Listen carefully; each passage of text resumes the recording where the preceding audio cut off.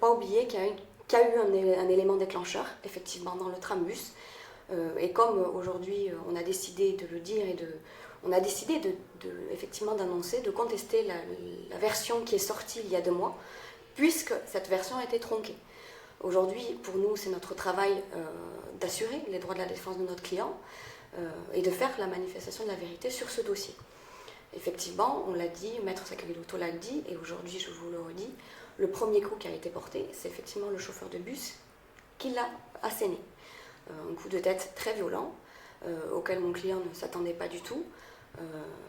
Il s'est porté en arrière, il est tombé presque en arrière dans le trambus. Et tout ceci, je vous le dis, en ayant vu les exploitations des PV de la vidéosurveillance du trambus, en ayant examiné les témoignages aussi, parce que certains témoins, pas tous, mais certains ont très bien vu cet élément déclencheur de ce chauffeur de bus qui vient effectivement, qui sort de sa cabine, qui vient à l'arrière du trambus.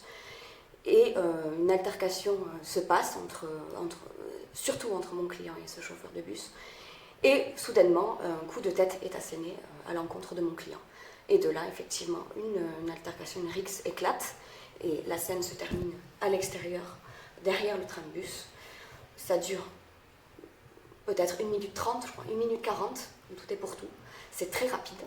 Et il y aura à la fin un coup fatal, un coup de poing qui sera fatal à M. Mongoyan, malheureusement.